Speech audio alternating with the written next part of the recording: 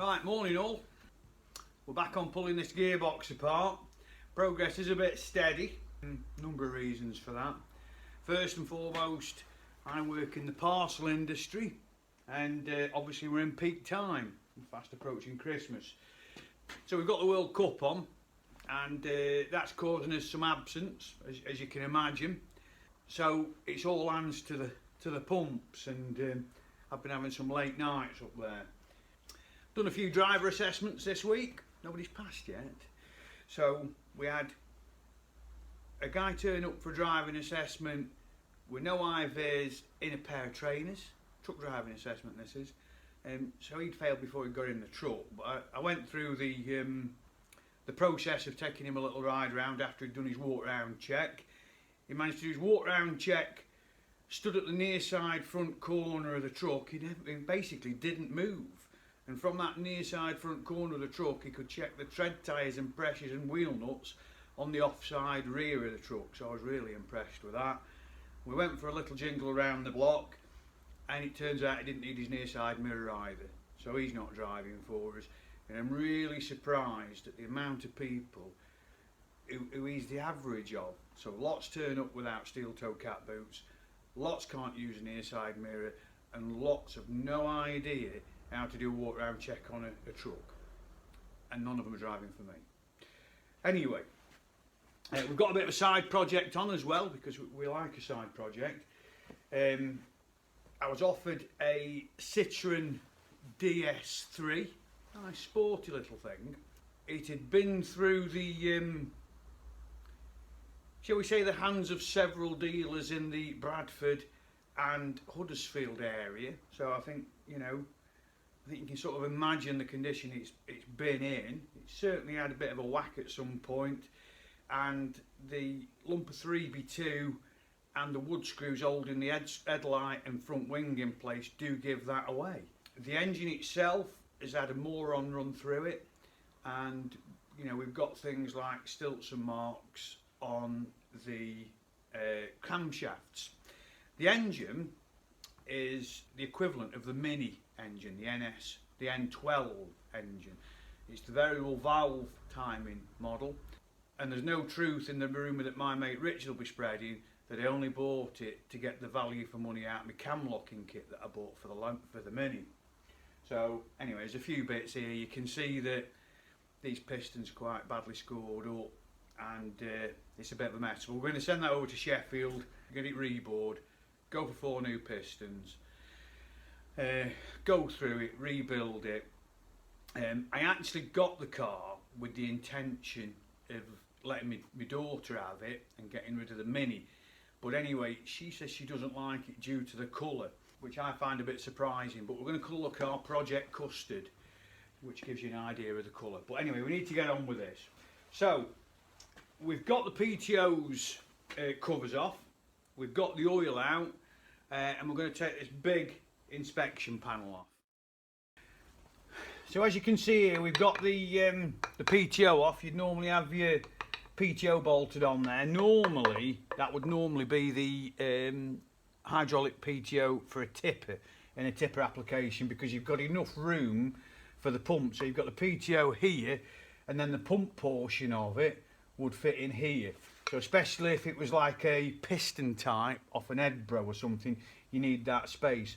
On the other side, which hopefully I'm showing you in a different clip, hasn't got the room for the piston type pump, but it would have room for a prop shaft coming off it or something like that for a blower.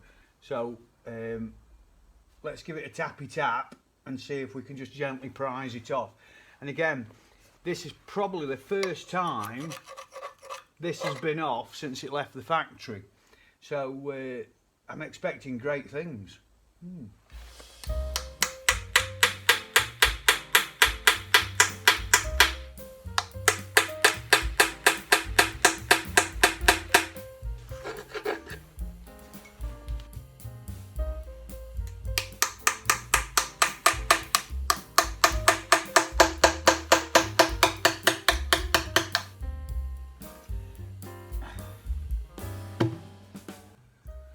Someone's got out of it. Did you see it flick back then?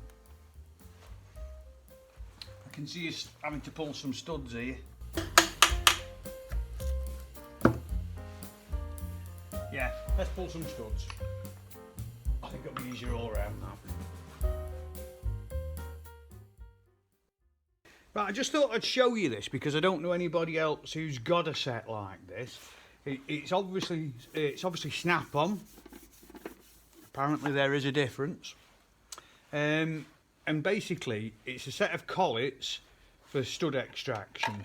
I bought this part of it and a couple of these older ones out the second-hand bin on a snap-on van when I was at Longson's about 30 years ago. And it is a proper, you know, American-made snap-on tool, Kenosha, Wisconsin. That. You've got this outer shell with a peg in it, and the peg is used to hold this inner collet. The collet, and this is what makes it so useful, is threaded to the stud or the bolt that you want to pull. So for this type of job, it's brilliant, especially if it's a thread that you absolutely don't want to damage. You get a lot more torque with this. So this is a 5/16 24, which is obviously 5/16 UNF. That one's a 3/8 16, which is obviously 3/8 UNF.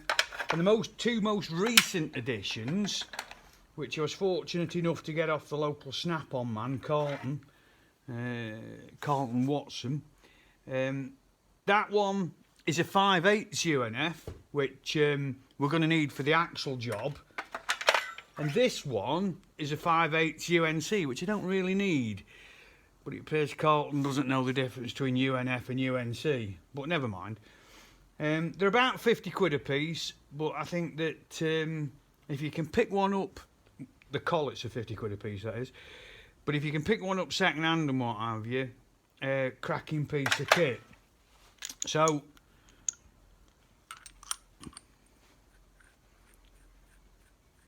we're not even going to bother giving them a squirt of head china here, we're just going to go for it. And we'll go on this fella here. These are 5/16 UNF, by the look of it.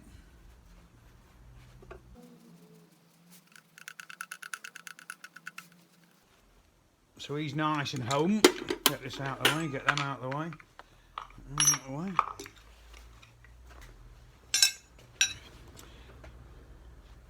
Right, so we've got him snugged up. So we've got 1 1/8 on the big one, on the actual holder.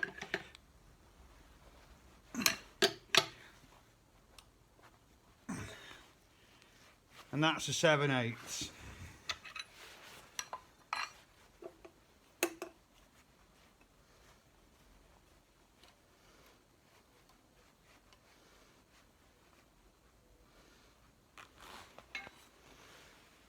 It's brought him out lovely and clean, you see.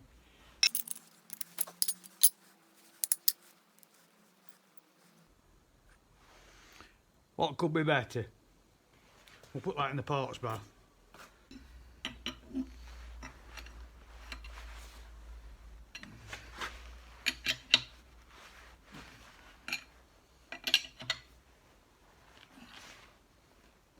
Oh, here's the sticky one, look, last one.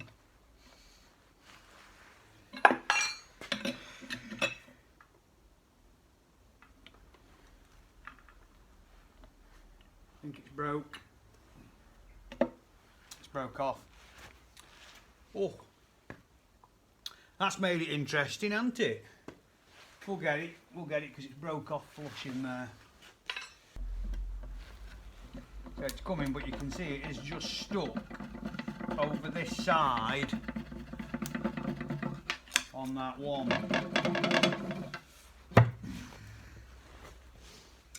We'll give it a spray of head, see if this helps. Always helps head, doesn't it?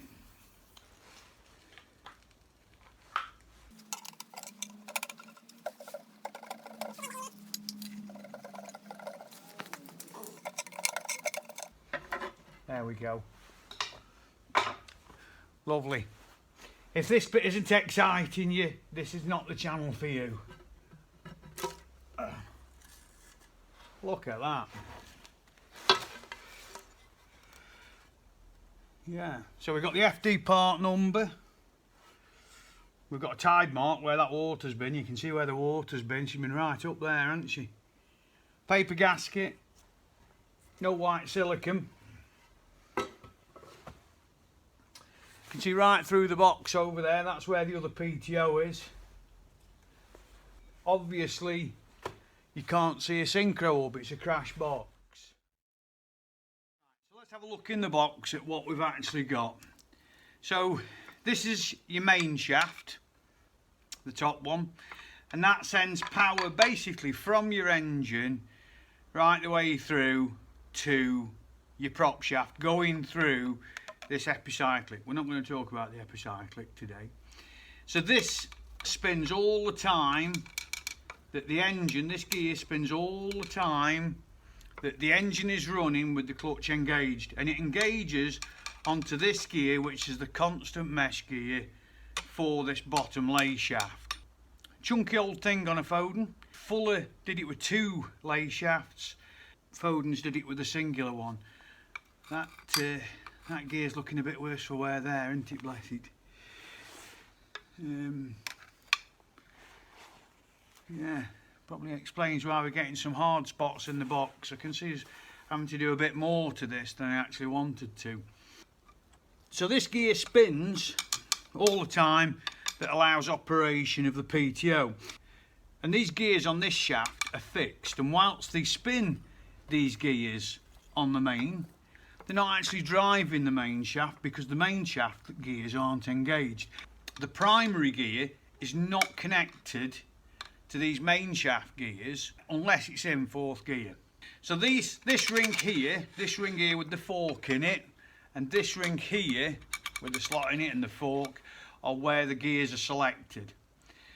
So if that is pushed back, that gives us 1st gear. That gives us 2nd gear.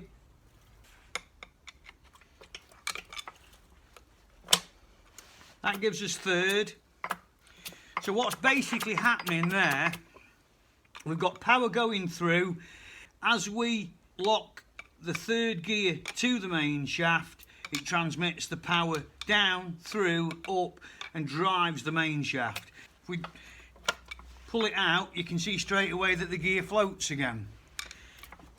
Now 4th gear is 1-to-1.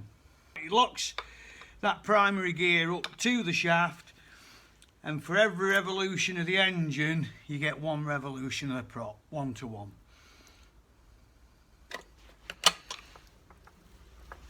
Now I have got some concerns. First concern is around how much float we've got.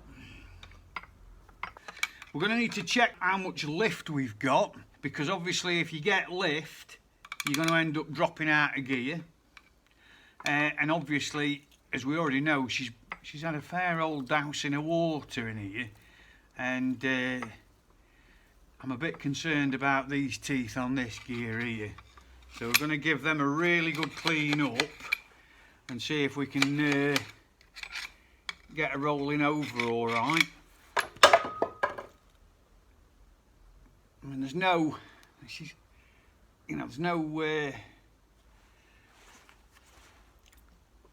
sort of stiffness in those needle rollers on that one, but obviously it's a concern.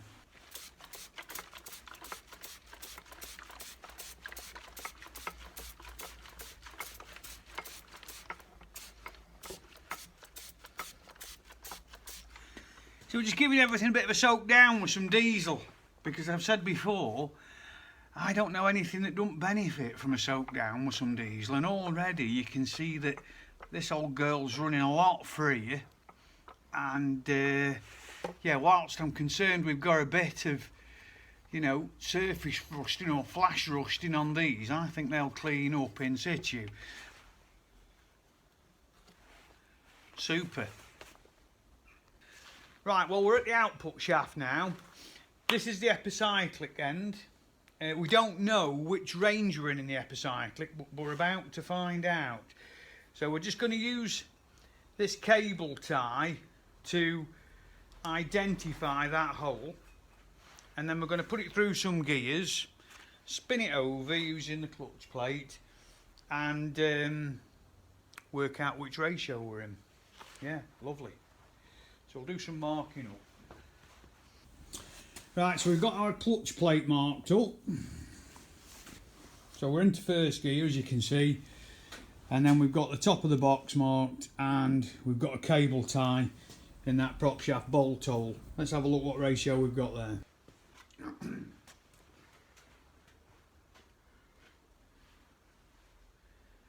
That's 1, 2, 3. So you'd say that's about 3 3¾ Now looking at the book of words, direct in first is 3.72. So if we're at 3.72, which is basically 3 3/4, 3.75 is 3 3/4 obviously, it looks like we're in direct. So we'll go for second, and we're looking for 2.44 in second. Let's see what that gives us. I'm going to adjust my plate.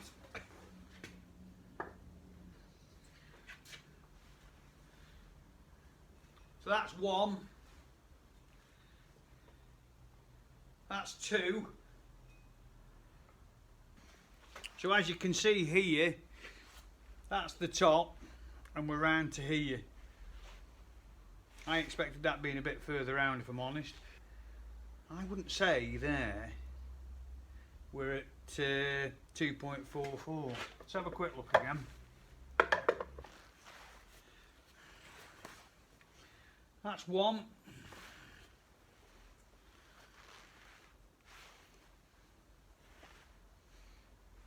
Yeah, so it's back to the same place.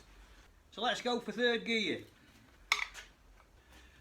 So for third gear we're looking for 1.5 or 1.5 turns of the engine to 1 revolution of the prop. Here we go. Oh, you can feel it on the clutch plate, the weight of it. There's 1, and sure enough there's 1.5. Just show you that. That's more or less exact, and you can see we're here. So that's 1.5.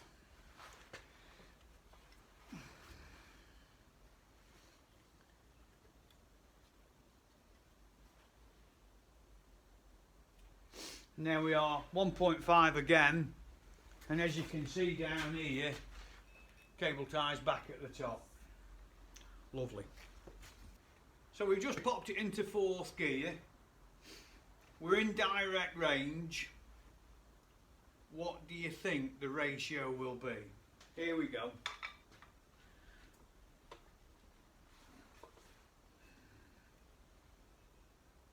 That's it, it's 1. So we're definitely in direct range. If it'd been in overdrive, that would have been 0.77. So we've got a rough idea where we are. So the last bit I want to get off now is this sleeve and hopefully the primary shaft, because I'd like to pull that out. There's a nut behind here on the end of the main, and I want to make sure that that is still tight and locked, and we can check the adjustment on the gears as well, the clearance. Never taken one of these off before. I expected to see some drawing holes in it, but there aren't any. So we're going to go with the percussion method for now, and we'll see how we go on. That's come already, look.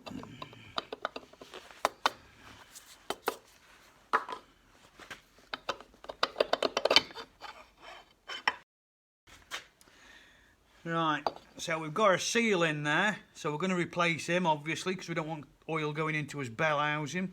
It's also, it's also something that's probably not been off since it left the factory. But we'll get that into the wash and get it cleaned up, get that seal out, and I'm sure that'll be a pretty standard off-the-shelf part.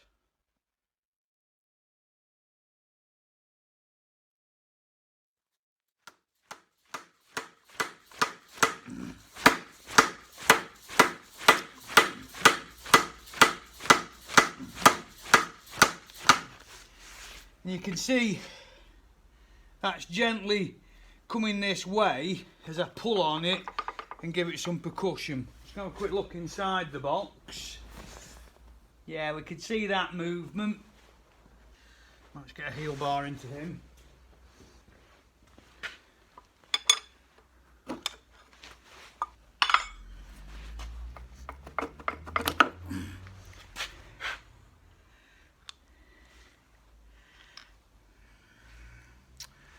Look at that.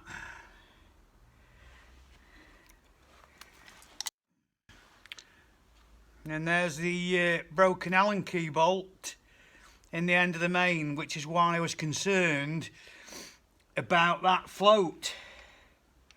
So I can pretty much turn this fella out. There we go. So that means all the gears on the main are now floating because there's nothing retaining them. So that was a good job done, weren't it? Yeah, lovely. Always nice when a plan comes together.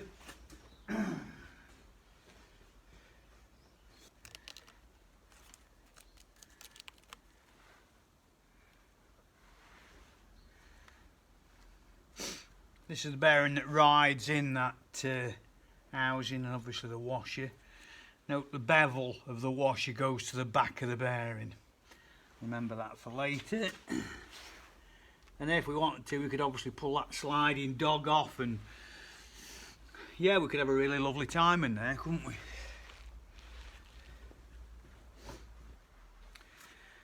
Right, we've had the calipers on this bolt that's come out at the end of the main shaft, and she's 625 thou, which is about 5/8 of an inch. We've had the thread gauge on it, and she's 18 TPI, which tells us it's 5/8 UNF. If anybody knows any different, please let me know.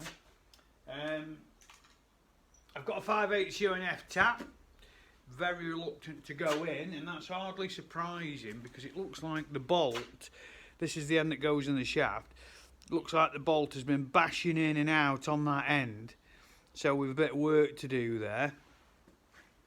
And equally, this washer has had a right old time of it, and obviously we're going to have to do something with that. Now I have got another gearbox up at the other shed. If I'm honest, I think it'll probably be in the same condition. So I'm going to take some advice this week off a few of me mates out there that are in this job as well, and see what they think. I don't really want to start pulling the shaft, the main shaft and the lay shaft out of this gearbox, because if we do that, before you know it, it's all over the floor, and we're starting afresh. The lorry drove, every gear was there. I don't really want to go much beyond where we are now, but if I'm honest, I can see us doing. So anyway, I'm going to leave this instalment here. Hopefully in the next instalment we'll be on the way back up, we'll have a bit more information on it, and we'll be in a lot better place. But you know, overall I'm pleased with what we found, because it would have been a bit of an heartbreaker to fit that, or fit the gearbox in the truck with that problem, even though it didn't manifest itself when I drove it. So overall should be good, but we know we've got to do the clutch brake, and we've got that underway, and we now know that we need to secure that main. I'm not worried about the surface rust on the gears.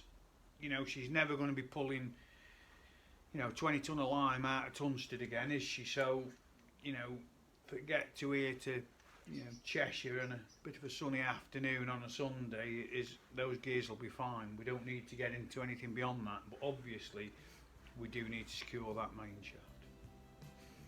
Thanks for watching.